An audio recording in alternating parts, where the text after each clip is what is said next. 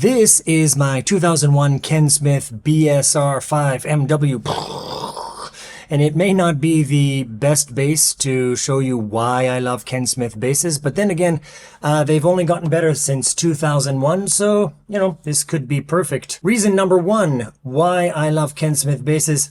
I love the design, the build quality, and the aesthetics. I mean, just look at this thing. It is a work of art. First time I saw one of these when I was a kid, I thought that's what a bass should look like.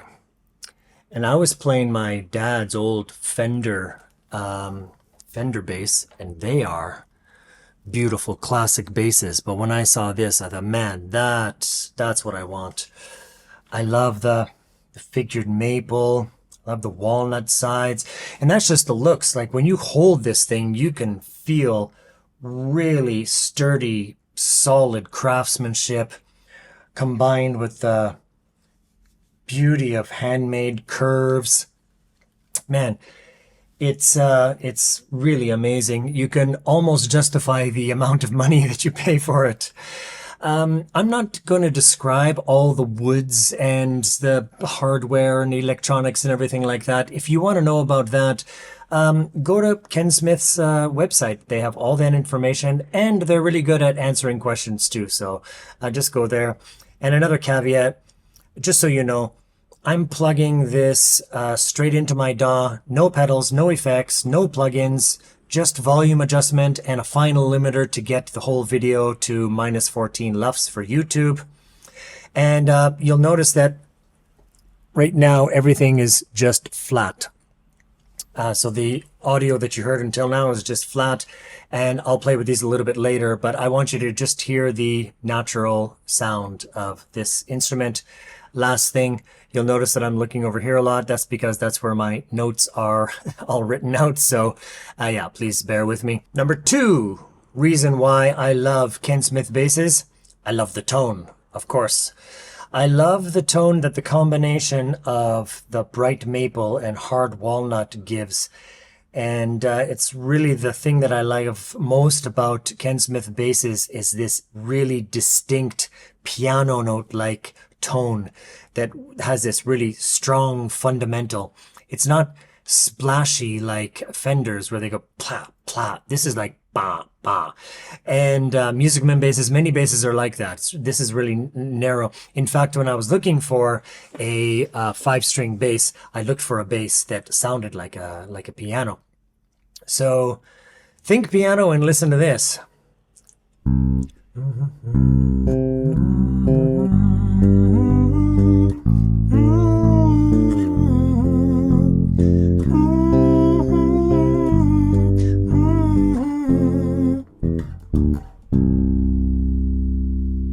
Yeah? No? I just think it's... This has a super strong tone. The notes are so distinct that you can play usable chords like anywhere on this bass. Like, normally you could play like chords here, but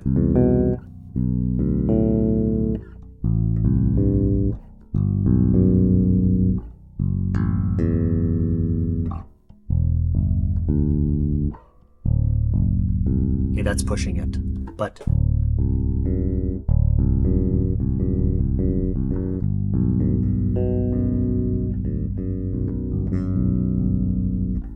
so that's pretty good to have.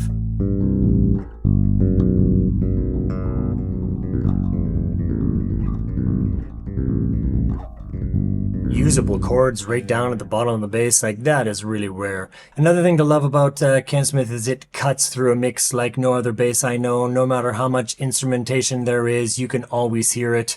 In fact, if you're listening to a huge band with like chorus and horns and strings and you can still hear the bass, it's most likely a KenSmith. To demonstrate, I want to show you an original song that I wrote. I normally record with my Fender because it just has such a classic sound, or my fretless because I love using fretless. But this song needed something really distinct, so I used this, and it was almost a pain to mix because no matter how much I turned the bass down, it still cut through the mix. Anyway, take a listen. How about this for a warning? You do not need to listen to this on headphones. In fact, I recommend you take off your headphones and listen to this on a crappy laptop speaker or on a smartphone speaker, because it'll just prove my point even more. So yeah, listen to how the bass just sticks out in this mix. You learn to smile in the moonlight, join the dots in the sky. Now you know what really matters. It's all about you and I. We can't return to forever, can't proceed to the past. The now is all that will last. You may be through with the past, but the past ain't through with you. When it calls, you'll fall.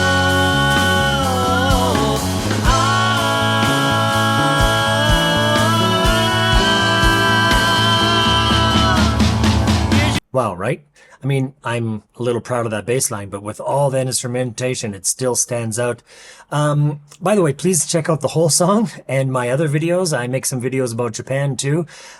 This is the part of the video where I ask you to like and subscribe. It takes like 1 second and costs you nothing, and it really means a lot to me. So yeah, please do that. There's actually a downside to this bass being so clear. It's really unforgiving. I'm a good, not great bass player, and every note or timing I miss is super noticeable on this compared to my Fender fretless bass.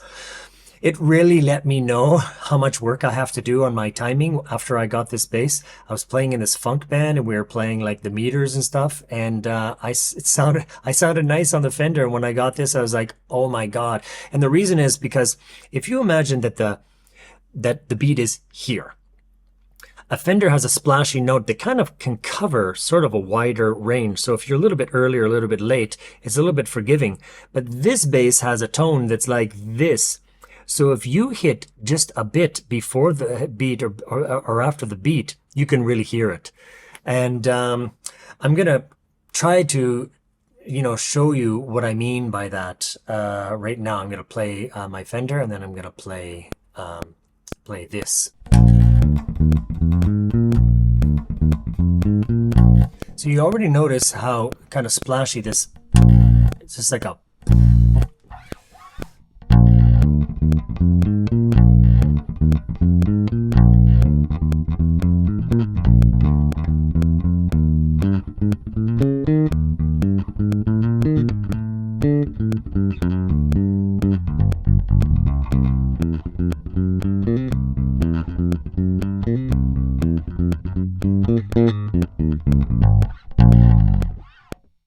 okay, I kind of find like no matter what I do on this, it sort of sounds like it's in time, and I kind of know it's not, but then when I play that, well, see if you can hear the difference.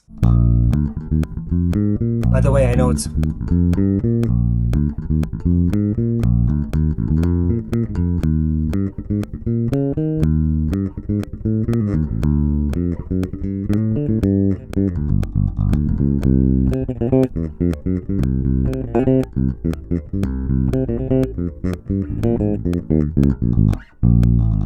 Okay, so I was messing around a little bit more on the KenSmith than on the Fender, but while I was playing the Fender, I kind of thought like things were sitting well, but on the KenSmith, I felt like my timing was all over the place. I don't know.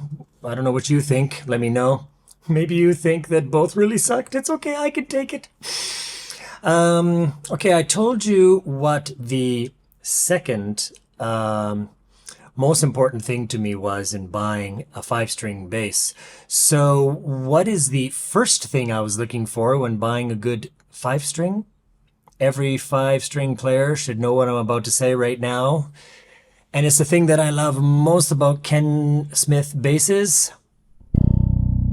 Number 3, I love the killer low B. Here's a little 5-string buying advice for you. Go to a music store, pick out a 5-string, and play this.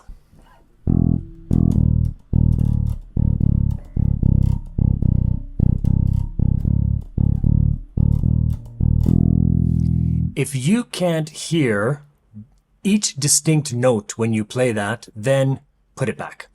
Or at least choose the bass in your price range that has the most distinct notes on the low B. I actually don't even plug the bass in when I do this. If the place is noisy, then I'll listen with my ear to the bass. But otherwise, I will just play it acoustically. And it sounds like this. Let's take a listen just through this mic above my head. So listen to this.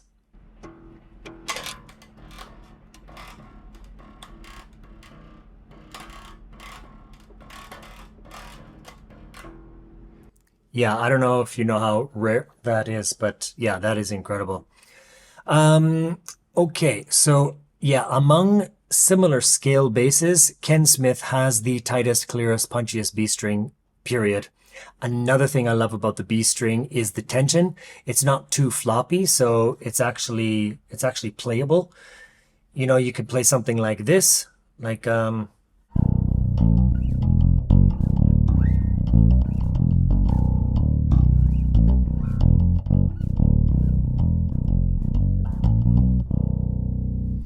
or something like this.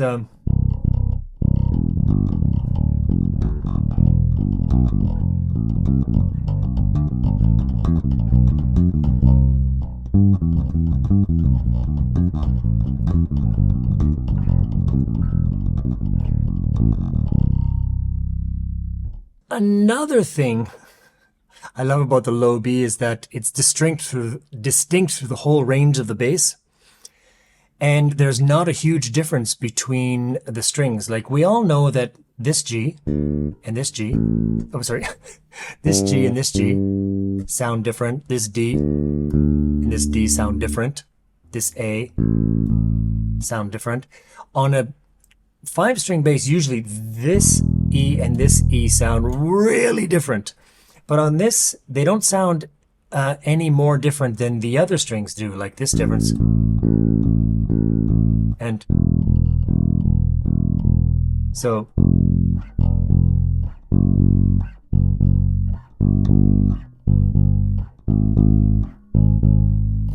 they sound good, and this thing sounds good throughout the whole range of the bass. Like,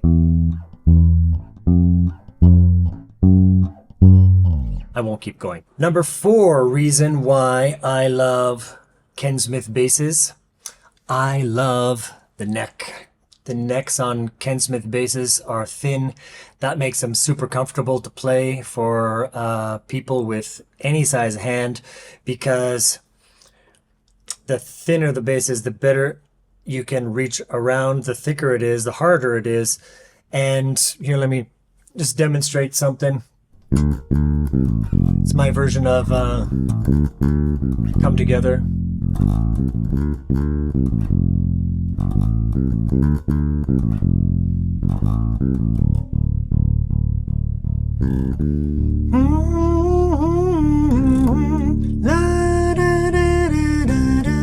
Avoiding copyright.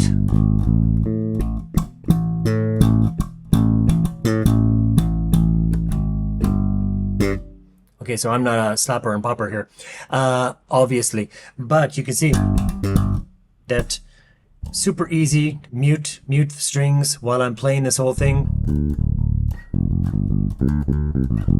Muting the bottom strings, everything. It's such a fast neck. And then with thin neck, low action, because it's such a great neck, and the cutaway, then you can really play nice solo stuff, you know. Well, I can't play nice solo stuff, but I'll try.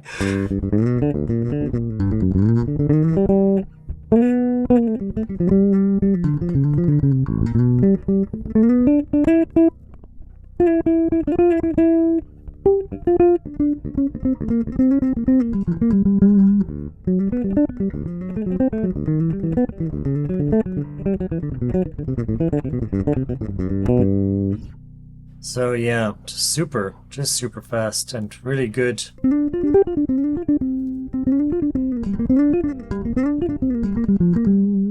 Really good reach everywhere on the neck. It's just amazing. Number 5 reason why I love KenSmith basses. I love the electronics.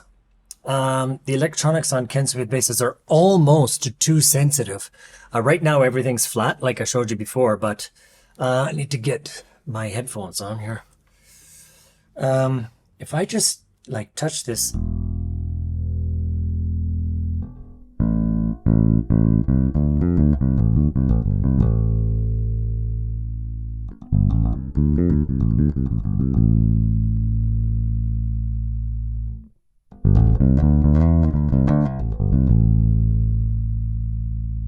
If we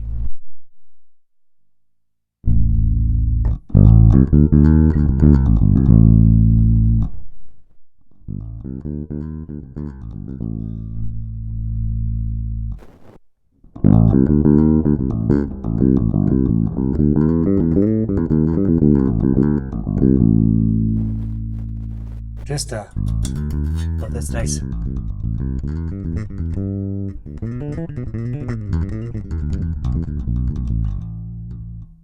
That is nice. And then, oof, see, that's too much.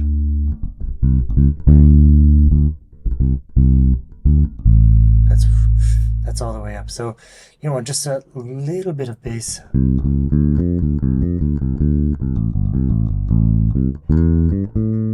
That's basically how I set it. So on here, I just turn the bass up a touch, and then throughout the night, I control how much treble I want, basically, depending on the song and the genre of the song. Let me tell you a couple things that I don't like about KenSmith basses.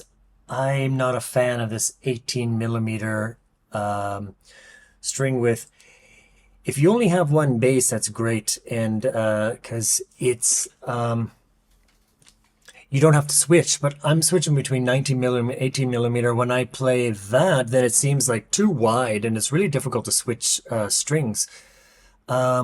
And then when I play this, everything seems all cramped together. When I play this for a while, though, I get used to it and it gets really fast. Then I go back to that and it's slow again. So I kind of wish it were sort of standardized. It does, however, make string skipping much easier. Like when you play something like, you know, that stuff. Or the way I play Donna Lee, actually, I do some string skipping because I play like this.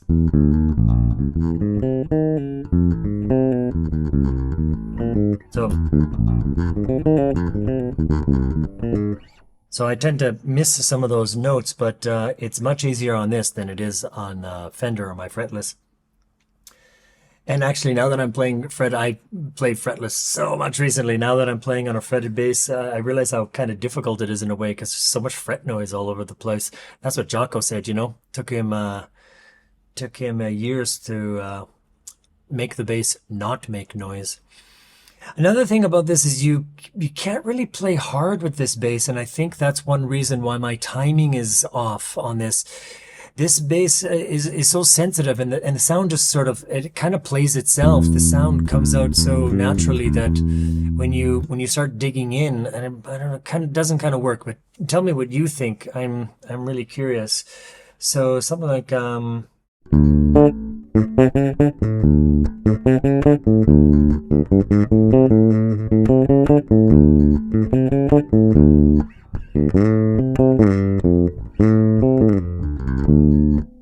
so in that, I would play with my Fender pretty hard like that, but in this, it sort of doesn't work. It's like the quietest you can play and the loudest you can play on this is here, and the quietest you can play and the loudest you can play on a Fender, or the hardest you can play. It's like this kind of just like stops the sound from coming out.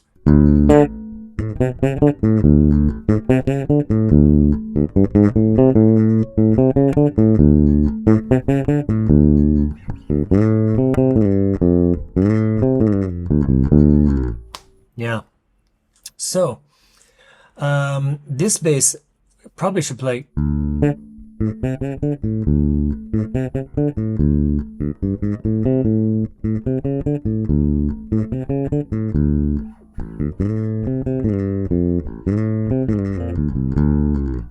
So maybe, it's obviously the player. Maybe I'm just so used to beating basses up for so long that I don't know how to play a real, finesse instrument, and so it's just gonna take more time.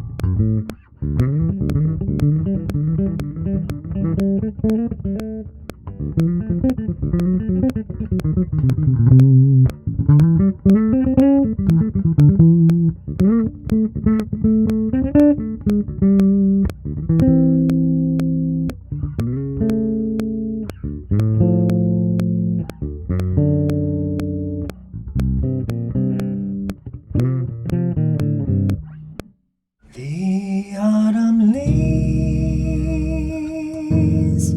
drift by my window.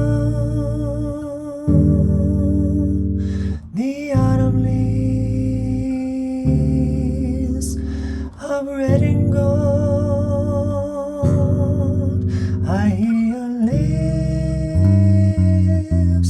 those summer kisses, the sunburnt hands I used to hold. Since you went away, the day's been long, long. Soon I'll hear old winter song.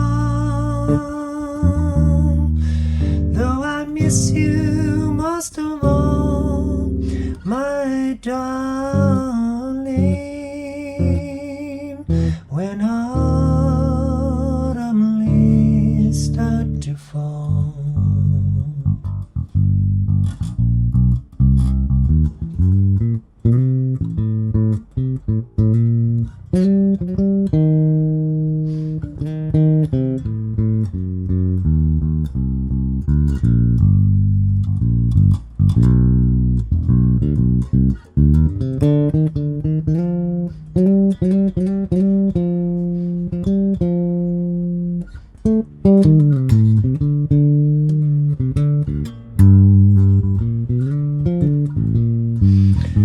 Since you went away, the day's been long.